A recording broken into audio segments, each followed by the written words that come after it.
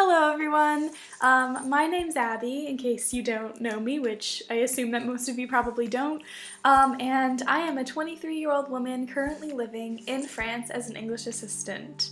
I have had a YouTube channel for years and years and years and years, but I've only recently started posting on YouTube, and if you have taken a look at the other videos I've posted, it's kind of all over the place, and I'm not really sure where this channel is going or what it is now, but I really have wanted to start really talking about movies and doing movie reviews. So this is what this video is today. I'm going to be talking about later, Call Me By Your Name.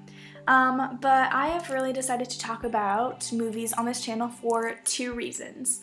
The first of which is because I do consider myself, as the French say, to be a cinéphile, or in English we say cinephile, which is just a really fancy term meaning that I love movies, and I just really wanted to take advantage of the fact that I have a YouTube channel and this great platform to just talk about movies that I love and create a platform where I can converse with other people about movies. The second reason is because I am a woman, in case you couldn't tell, and I feel like that female movie reviewers, especially on YouTube, are rather underrepresented. I can actually only think of two female reviewers on YouTube that I've watched, which are Christy Lemire, from What the Flick, and also Grace Randolph from Beyond the Trailer, so shout out to you ladies.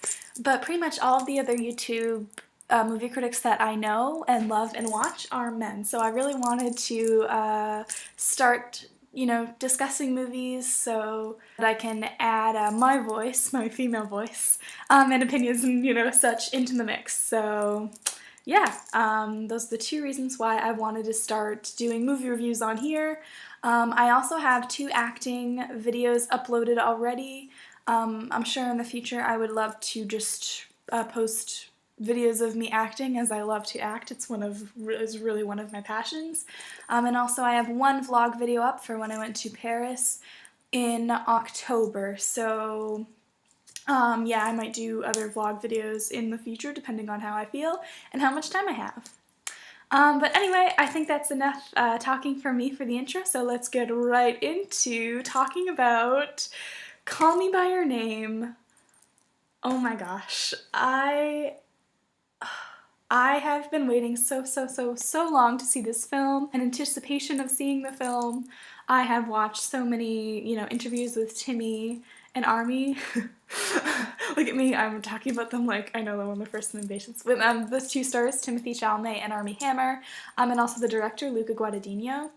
But I finally had the chance to watch it the other day, and I do have a lot of thoughts on it, so let's get right into it. So firstly, I do want to talk about the cinematography and I guess just kind of the whole look of the movie. It is absolutely stunning, like, oh my god, it's so beautiful.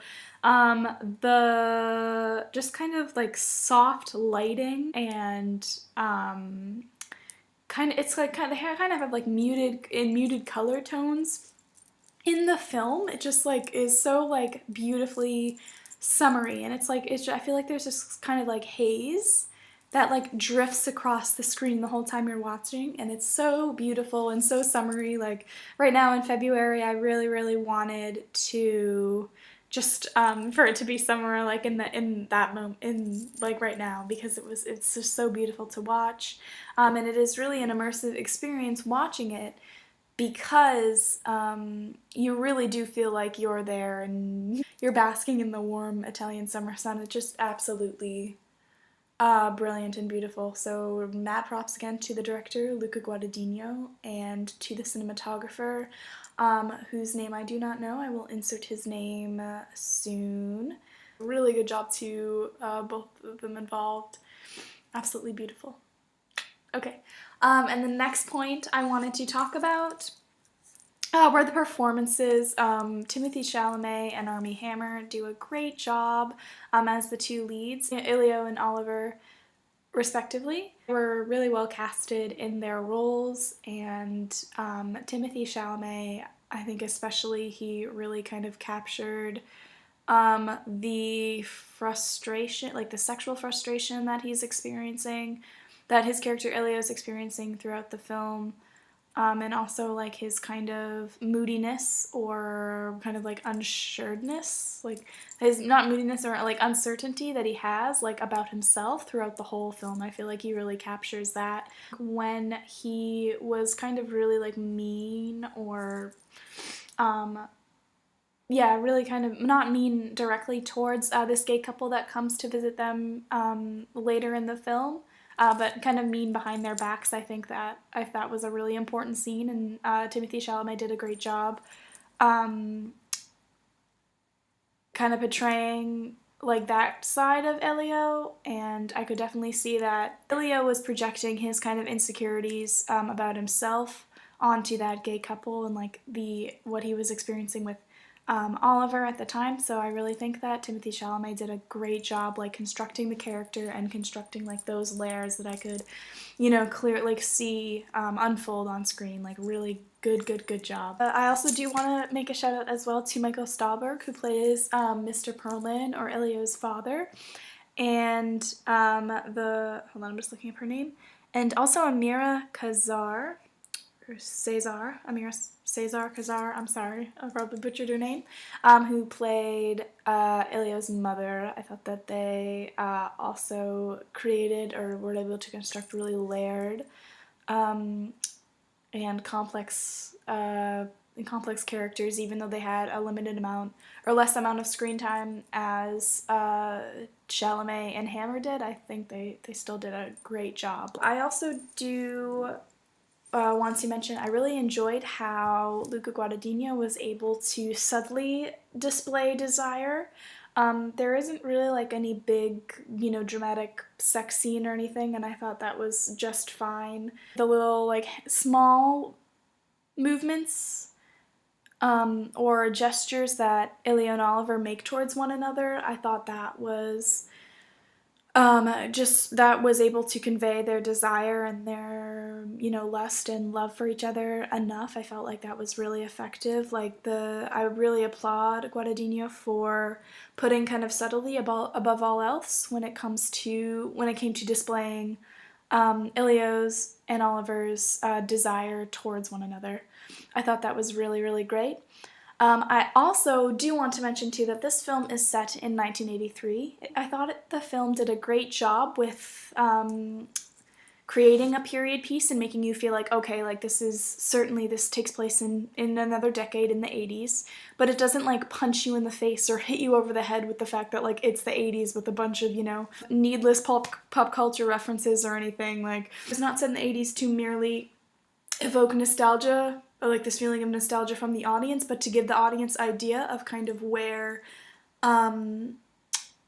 society kind of is. Like, it's the 80s, and in the 80s being gay wasn't as accepted as it is, now, and then to also give the audience an idea of kind of like where the character's mindset is. So for example, because it's the 80s, Elio and Oliver may not really feel comfortable being in a relationship together or showing their affection for one another.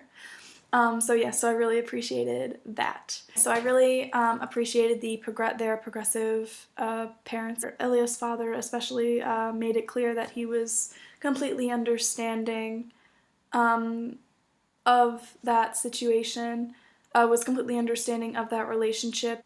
And I thought that was just really nice. It didn't like fall into the trap of like, oh, like the parents aren't approving of their relationship. The only kind of antagonist or like conflict in the film, of course people have said that like time is a factor, but I also think that like I know it's kind of maybe a cop-out answer, but like that Elio and Oliver were kind of like their own worst enemy in a way. I know that's a cliche. I feel like Elio and Oliver, they were just kind of the ones that didn't let it happen because they knew that it couldn't happen in their minds. The only kind of issue I had with it was that the pacing was really, really, really slow, which I actually, in reflecting on it now, I understand perhaps why the pacing was really slow. I think because it, takes place over the summer, And I feel like, I mean, at least for me, like during the summer, time sometimes just kind of like slows down because, you know, the amount of stuff you have to do like significantly decreases, and especially when you're on vacation, you have no responsibility or nothing to worry about, so you just have all this time to yourself. I do appreciate that the editing does reflect the tone of the movie, and I guess the setting as well, like it's the summer, so of course the editing is going to be really slow.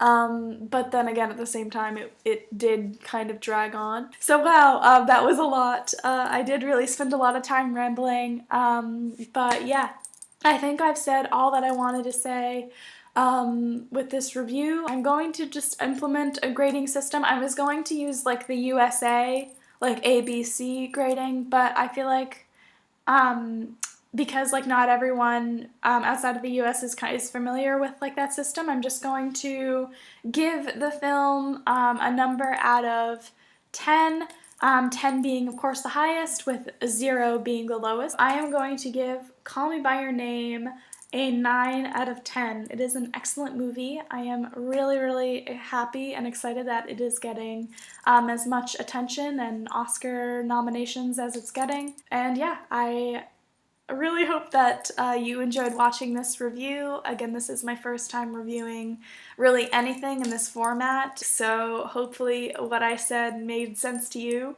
and that you're going to want to check it out. So thank you again so much for watching, and hopefully I will see you in the next video. Okay, bye!